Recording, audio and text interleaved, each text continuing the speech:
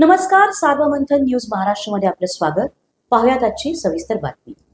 संगमनेर तालुक्यातील साकूर येथे निर्भीड पत्रकारितेचा आवाज दाबण्याचा धक्कादायक प्रयत्न उघडकीस आला असून वाळू तस्करांनी थेट पत्रकारांच्या घरात घुसून पिस्तूल रोखत जीवे मारण्याची धमकी दिल्याची गंभीर घटना समोर आली आहे.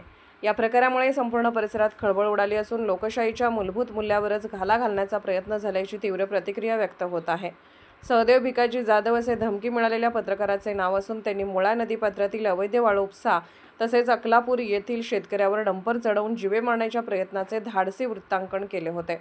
याचाच राग मनात धरून वाळू माफियांनी हा कट रचल्याचा संशय व्यक्त होत आहे. दिनांक 17 जून रोजी रात्री 8च्या सुमारास अजित मोरे व त्याचा एक साक्षीदार थेट जाधव यांच्या घरात घुसले. बातमी का केली असा जाब विचारत त्यांनी सुरुवातीला पैशाची ऑफर दिली. 10-20-50 हजार देतो, बातमी बंद करा अशी लालूच दाखवली. मंत्री जाधव यांनी नकार दिल्यानंतर दोघांनी आक्रमक होत कमरेतील पिस्तूल काढत उघड धमकी दिली. आम्हाला प्रेमाने सांगता येतं, ठोकताही येतं, माझ्या नादाला लागशील तर गाडी खाली घालीन. या घटनेमुळे पत्रकार जाधव व त्यांच्या कुटुंबियांच्या जीवितास गंभीर धोका निर्माण झाला आहे.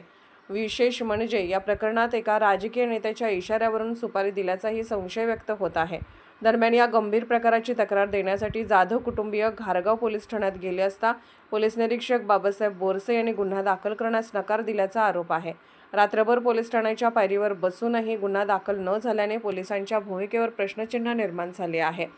वाळू माफियांची वाढती दहशत, पत्रकारांवरील हल्ले आणि पोलिसांची निष्क्रियता यामुळे नेमकं राज्यात काय सुरू आहे असा संतप्त सवाल नागरिकांकडून उपस्थित केला जात आहे. या प्रकरणाची तातडीने चौकशी करून दोषींवर कठोर कारवाई करण्याची मागणी जोर धरत आहे. सार्वमंथन प्रतिनिधी सोमनाथ डोळे, संगमनेर. काय नक्की झालं? तुम्ही 12 तास उलटले तिथे बसलेले आहेत, नक्की काय विषय? 17 जून रोजी वार बुधवार रात्री 8च्या सुमारास मी, माझी बायको, माझे 2 मुलं, त्याचबरोबर आमच्या घरी काही कार्यक्रम असल्यामुळे आंबे रसाचा कार्यक्रम आम्ही ठेवलेला, तर 2 पाहुणे आमच्याकडे आलेले होते. आता हे पाहुणे आल्यामुळं आम्ही त्या ठिकाणी सगळं खुशीचं वातावरण घरामध्ये होतं. अचानक रात्री 8च्या सुमारास हे 2 वाळू तस्कर जे आहेत त्यांना मी ओळखत नाही, परंतु आमच्याच गावातील एका व्यक्तीनं त्यांना सांगितलं का बा कोणतरी म्हणजे ही सहदेव जाधव राहतात, त्यांनी सांगितलं का बा सहदेव जाधवचं घर कुठे, तर ती व्यक्ती माझ्याकडे घेऊन आली. ते आल्यानंतर त्यांनी मला त्यांची ओळख करून दिली म्हणे मी अजित मोरे, दुसरा काय ते काय माहित नाही, पण अजित मोरे आणि त्याच्याबरोबर अजून एक माणूस होता सांगते. ह्या माणसांनी मला त्या ठिकाणी सांगितलं का तुम्ही ज्या पद्धतीनं बातम्या करत आहात, जी ज्या पद्धतीनं अकलापूरमध्ये एका शेतकऱ्याच्या वावरातून वाळू काढताना त्या ठिकाणी जात असेल त्या शेतातून, त्या शेतकऱ्याने अटकाव केला का बाबा माझ्या शेतात शेतमालाचं नुकसान होतंय, तू ह्या शेतातून वाळू वाहू नको किंवा वाहतूक करू नको वाळूची. तर यांनी ह्या माणसाने त्याच्या अंगावरती म्हणजे तो वॅगनर कार जी आहे त्या कारवर यांनी तो माणूस चालवत असताना यांनी त्या गाडीच्या याच्यावर घातली, अंगावर घातली. तर त्याला प्रचंड त्या ठिकाणी मार लागला त्या ऍक्सिडेंटमध्ये आणि तो आळेफाटा या ठिकाणी हॉस्पिटलमध्ये उपचार घेत होता. आम्हाला तिथे समजलेली माहिती अशी की त्यांनी आम्हाला तेथील जे प्रत्यक्षदर्शी होते ते ग्रामस्थ त्यांनी सांगितलं बा अजित मोरे नावाचा एक व्यक्ती आहे आणि त्यांनी एका शेतकऱ्याच्या अंगावर वाळूचा डंपर घातलेला आहे तुम्हाला सांगितल्याप्रमाणे. आणि मग ती बातमी आम्ही केली. आम्हाला फोटो आले, व्हिडिओ आले, त्या शेतकऱ्यांनी पाठवले, ते शेतकऱ्याचे आले, मग आम्ही ती बातमी केली. ती बातमी मी दैनिक प्रहारमधून केली. त्याचबरोबर माझं YouTube चॅनल आहे राजसत्ता न्यूज, त्यामधून मी बातमी त्या ठिकाणी केली. आता ही बातमी प्रसिद्ध केल्यानंतर हा 17 तारखेला हा माझ्याकडे घरी आला. माझ्या थेट त्यांनी का तुम्ही बातमी करू नका, तुम्ही बातमी करायची नाही, तुम्हाला हवं तर तुम्हाला पोटपाणी, आम्हाला पोटपाणी तसं तुम्हाला पोटपाणी 10,000 रुपये देतो, 20,000 देतो, 30,000 देतो, 40,000 देतो, 50,000 देतो. म्हणलं भाऊ थांब ना, तो कुठेतरी थांब, तो आकडा वाढत, तू पैशावाला असतील माहिती. म्हणलं हा पैसा तुझा सगळा अनितीचा आहे आणि मला तुझा अनितीचा भाग व्हायचं नाही. तर तो उठला आणि त्याच्या शेजारी एक पोरगा बसला होता, तो उठला, शेजारचा पोरगा, रिव्हॉल्वर काढलं आणि माझ्याकडे रोखलं. घाबरलो. यांनी रोखल्यावर तो बी उठला, त्याने त्याच्या कमरेचा काढला, त्याने रोखला.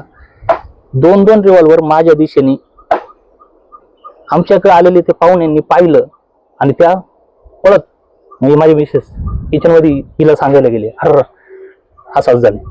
त्या प्रचंड घाबरल्या.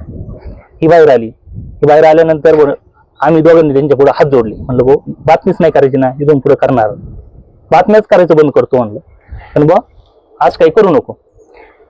त्यानंतर हे मासे असं म्हटल्यानंतर मग पण परत जर बातमी केली तर गाठ आमच्याशी. मी गांजा तस्करी करतो, मला कोणी नडत नाही. पुणे जिल्ह्यात माझ्या गुन्हे दाखले काय, मी वाळू तस्करी एवढ्या दिवसापासून करतो, माझं कोणी काही करत नाही काय. माझं ना महसूल काय करत आहे ना पोलीस प्रशासन काय करत आहे.